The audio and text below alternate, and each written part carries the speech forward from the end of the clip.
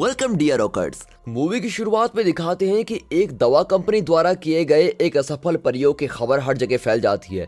Company ने diabetes के इलाज के लिए नाइसिलिन नामक एक दवाई बनाई थी और गैर कानूनी रूप से मनुष्यों पर इसका परीक्षण किया, लेकिन प्रयोग असफल हो जाता है और लोगों पर दवाई के रहस्यमय रूप से दुष्प्रभाव पड़ने लगते हैं। एक रात उसी कंपनी के गुप्त मुख्यालय में एक अजीब सा आदमी जमीन से निकलता है। उस आदमी पर गैर कानूनी परीक्षण किए गए होते हैं जो दवा के कारण ज़ॉम्बी जैसे प्राणी में बदल जाता है। ज़ॉम्बी अंधेरे में उस जगह से बाहर निकल जाता है और पेंगसन नाम के एक छोटे से शहर में पहुंच जाता है। फिर दिखाते हैं कि सड़क पर एक एक्सीडेंट हो जाता है और अंदर बैठे जोड़े को थोड़ी चोट भी लग जाती है। फिर एक आदमी उनके पास आता है और उनकी कार को एक रस्सी से बांध देता है। वो आदमी उनको बताता है कि वो एक मैकेनिक है, उसका नाम जुनगुल होता है और उसने जानबूझकर ये छोटा सा एक्सीडेंट करवाया होता है ताकि उसको ग्राहक भी मिल सके। और इस बात से अनजान वो दोनों उसे अपनी कार को उसकी दुकान पर ले जाने देते हैं।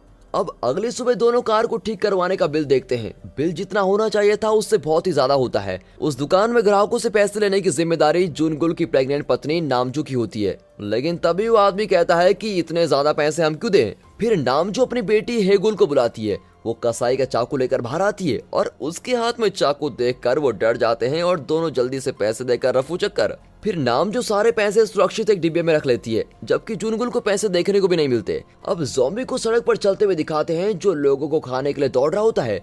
तभी उसे दो औरत दिखती हैं और वो उनको पकड़ने जाता है, लेकिन वो दोनों आसानी से उसको चकमा देकर सीधा निकल जाती हैं। वो लोगों को काट ही नहीं पाता। ये देखकर तो इतना पता लग जाता है कि ये ज़ॉम्बी इतना भी खतरनाक नहीं है। यहाँ तक कि छोटे छोटे बच्चे भी उसको पत्थर मारकर चिढ़ा रहे होते हैं और उसके रूप रंग को देखकर उसको भूत चाचा करके चिढ़ा रहे होते हैं। फिर वो एक आवारा कुत्ते के पास आता है और उसको खाने की कोशिश करता है, लेकिन वो उसके पीछे ही पड़ जाता है। अब गाँव के लोग उसके पीछे कुत्ते को भागते हुए देखते हैं और इसी दौरान जुनगुल के घर में उसके पिता मैंडियोक रोज की तरह अपने दोस्तों के साथ पत्ते खेल रहे होते हैं कि तभी उन्हें घर के बाहर कुत्ते की भौंकने की आवाज सुनाई देती है।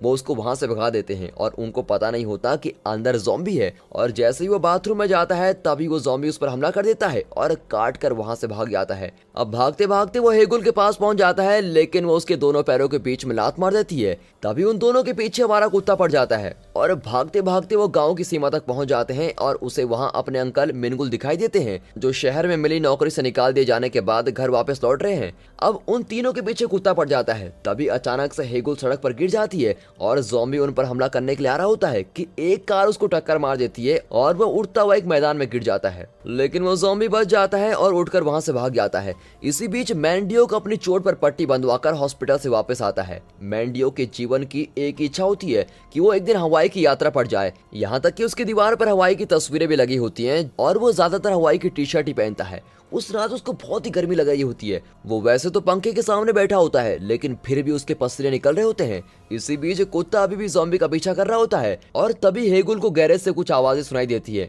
वो और मैंडियो गैरेज के अंदर जाते हैं और उन्हें वहाँ ज़ॉम्बी मिलता है।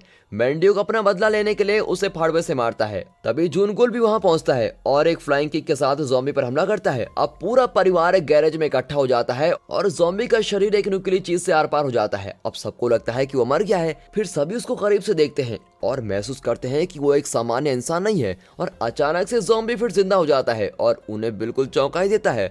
अब पूरा परिवार गैरेज से बाहर निकलता है और ज़ॉम्बी को वहीं बंद कर देते हैं। अब मिनगुरु ने बताता है कि शायद वो आदमी एक ज़ॉम्बी है और उन्हें ट्रेन टू बुसान मूवी की वीडियो दिखाता है। अब उन सबको पता लग जाता है कि जिस इंसान को ज़ॉम्बी काटता है वो उसके जैसा ही बन जाता है। इसलिए नामजो मैंडियोक पर तवे से हमला कर देती है और उसको बेहोश कर देती है। अब वो सभी अपनी सुरक्षा के लिए मैंडियोक को उसके ट्रेलर से बांध देते हैं। अब अगले दिन मिनगुल ज़ॉम्बी के बारे में बहुत कुछ पता लगाता है। वो दूसरों को बताता है कि एक ज़ॉम्बी जब किसी को काटता है तो वो आदमी मर जाता है और फिर जब जिंदा होता है तो वो ज़ॉम्बी होता है और ज़ॉम्बीज को इंसानी दिमाग खाना बहुत ही पसंद है। इसलिए गैरेज में बंद ज़ॉम्बी गोभी खा रहा होता है क्योंकि उसे लगता है कि वो इंसानी दिमाग है। तभी मिनगुल सबको कहता है कि मैंडियोक उनको मारने आने वाला है और इससे पहले वो मारने आए हमें उसको मार देना चाहिए। और जब सब बात कर रहे होते हैं इसी बीच मैंडियोक अपने ट्रेलर से बाहर आ जाता है और घर में घुस जाता है। अब अचानक से मिनगुल मैंडियोक के सर पर हमला कर देता है, लेकिन परिवार के बाकी लोग उसको डांटने लग जाते हैं और तभी हेगुल उस ज़ॉम्बी का नाम ज़ोंगबी रखती है और उसके साथ पालतू जानवरों की तरह व्यवहार करती है। फिर नामजो को एहसास होता है कि ज़ॉम्बी हानिकारक नहीं है, लेकिन वो किसी को भी नुकसान ना पहुंचाए, इसलिए वो उसके सारे दांत निकाल देती है। फिर अगले दिन सभी चौंक जाते हैं जब मैंडियोक एक ज़ॉम्बी में नहीं बदलता है और ज़ॉम्बी की काटने की वजह से उसका जीवन बदल जाता है और वो एक जवान हो जाता है। अब उसके पुराने दोस्त उसे एक जवान आदमी की तरह पेशाब करते हुए देखते हैं और उसके जवान होने के रहस्य के बारे में उससे पूछते रहते हैं। फिर उनमें से एक शादी करने वाला होता है। फिर वो मैंडियो को कहता है कि तुम इस जवान होने का रहस्य बताओ, मैं तुमको हवाई की टिकट दे दूंगा। अब ये सुनकर मैंडियोक उसे जियोंगबी के बारे में बताता है और यहाँ मिनगुल छुपकर उनकी बातें सुन रहा होता है और ये बात को सुनकर वो पैसों के बदले जियोंगबी को बेचने की योजना बनाता है। और इसी दौरान मैंडियोक अपना सामान पैक कर रहा होता है कि तभी उसके दरवाजे पर उसके सभी दोस्त इकट्ठा हो जाते हैं और मैंडियोक को बाहर बुलाते हैं। और जैसे ही वो बाहर आता है उसे पता लगता है कि सभी जियोंगबी के बारे में जानते हैं और हर कोई उसे कटवाने के लिए तैयार है और पैसे भी देना चाहता है। अब मैंडियोक खुशी खुशी उसको गैरेज में लेके जाता है, लेकिन देखता है कि वहाँ जियोंगबी है ही नहीं। यहाँ दिखाते हैं कि मिनगुल जियोंगबी को सियोल में किसी वियाग्रा कंपनी में बेचने के लिए ले जा रहा होता है, लेकिन रास्ते में पुलिस वाले मिनगुल को तेजी से गाड़ी चलाने के चक्कर में रोक लेते हैं। पुलिस वाले मिनगुल को पहचान भी लेते हैं क्योंकि वो एक ही गांव से होते हैं। पुलिस वाले उससे बात कर रहे होते हैं कि अचानक उनको ट्रक से एक आवाज आती है। वो ट्रक के पीछे देखते हैं तो उनको वहाँ जियोंगबी बंधा हुआ मिलता है। फिर पुलिस वाले जियोंगबी और मिनगुल को पुलिस स्टेशन लेकर जाते हैं। एक पुलिस वाला जियोंगबी के मुंह से टेप उतारता है और उसका मुंह देखकर बिल्कुल ही डर जाता है, उसके दांत ही नहीं होते। तभी वहाँ मैंडियोक भी पहुंच जाता है और वो जियोंगबी को अपना बेटा बताता है। फिर रात में हेगुल जियोंगबी को खाने के लिए गोभी देती है, लेकिन दांत निकल जाने की वजह से वो खा नहीं पाता। फिर मैंडियोक को पता लगता है कि नामजो ने जियोंगबी के दांत निकाल दिए हैं और ये बात सुनकर वो हैरान हो जाता है। उसके दोस्त वहाँ फिर से जवान होने के लिए जियोंगबी से कटवाने के लिए आते हैं। मैंडियोक बहुत सोचता है और उसके दिमाग में एक आइडिया आता है। वो जियोंगबी के लिए नकली दांत लेकर आता है और आखिरकार अपना बिजनेस शुरू करता है। वो अपनी दुकान एक नींबू पानी की दुकान की तरह लगाता है, लेकिन वहाँ पर नींबू पानी की जगह लोगों को कटवाना होता है।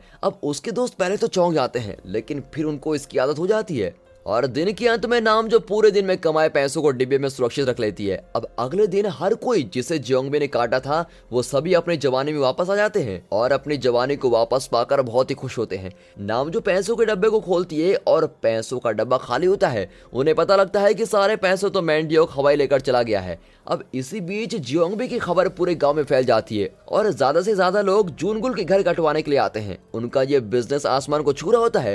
रोज नए नए लोग आ रहे होते हैं और बहुत दूर से आ रहे होते हैं। फिर कुछ दिनों बाद वो जियोंगबी के लिए मैंडियोक का ट्रेलर ठीक करते हैं और वो उसको नए दांत खरीद कर भी देते हैं जिससे वो गोभी खाने का इस्तेमाल कर सकता है। फिर एक दिन हेगुल जियोंगबी को नाई की दुकान पर लेकर जाती है और उसकी साफ सफाई करवाती है और जियोंगबी बाल कटवाने के बाद बहुत ही अच्छा दिखता है। यही नहीं, उसे और हेगुल को एक दूसरे से प्यार हो जाता है।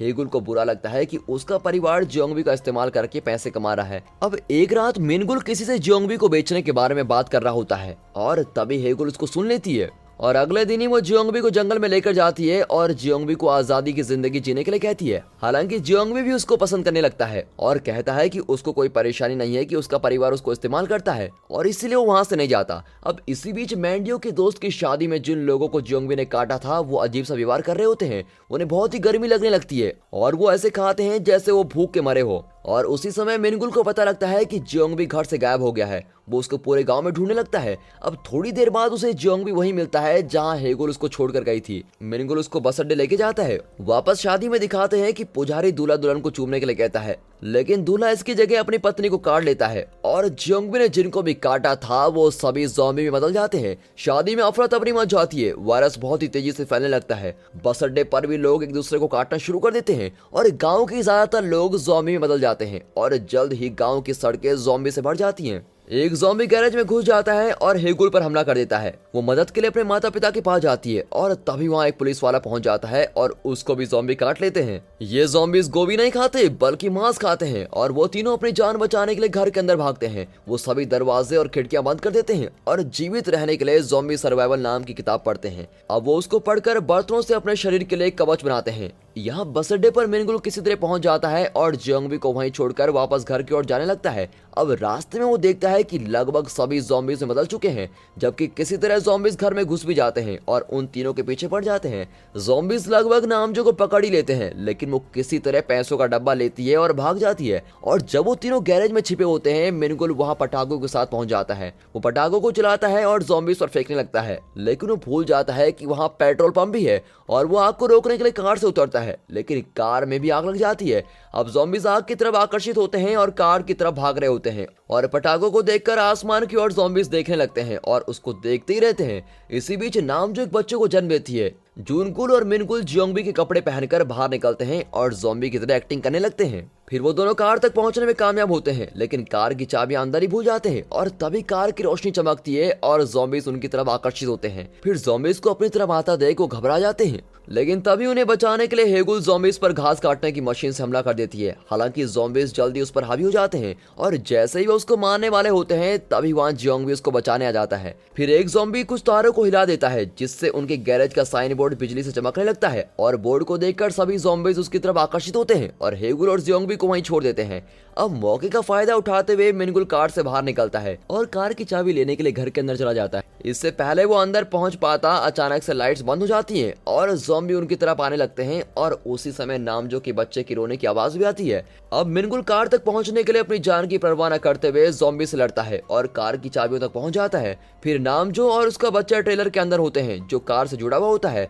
जूनकुल कार चलाने के तैयार होता है जबकि हेगुल और जियोंगबी ज़ॉम्बी को ट्रेलर से दूर रखने के लिए लड़ रहे होते हैं। मिनगुल कार की चाबियों को खिड़की से बाहर हेगुल के पास फेंक देता है और पूरा परिवार ज़ॉम्बी और जियोंगबी को छोड़कर भाग जाता है। तभी जियोंगबी लाइटर से आग जलाकर पेट्रोल पंप की तरफ फेंक देता है और पेट्रोल पंप पे धमाका होता है। अगली सुबह जूनकुल जागता है और सब उसको देखकर डर जाते हैं। वो एक ज़ॉम्बी में बदलना शुरू हो जाता है। सभी उसे कार के अंदर बंद कर देते हैं और उसमें से बाहर भाग जाते हैं। वो सोच रहे होते हैं कि क्या करें और तभी उन्हें सुरंग में से किसी के आने की आवाज सुनाई देती है। वो मैंटियोक होता है जो हवाई से वापस आ रहा होता है और इस बात से बेखबर होता है कि उसके गांव में इतना सब कुछ हो गया है और उसको देखकर वो सभी सोच में पड़ जाते हैं कि मैंटियोक तो अभी भी सही है, वो तो अभी भी ज़ॉम्बी में नहीं बदला। और तभी कार के रेडियो में न्यूज चलती है और उन्हें पता लगता है कि ये वायरस कोरिया से फैला है। पत्रकार बताते हैं कि कुछ लोग वायरस से बच गए हैं और वो सभी ज़ॉम्बी को वापस इंसान में बदल सकते हैं। अब ये सुनकर मिनगुल को एक और आइडिया आता है। वो मैंटियोक की इम्यूनिटी से पैसे कमाने की सोचता है। फिर 6 महीने बाद कोरिया में लगभग सभी लोग ज़ॉम्बी में बदल गए होते हैं,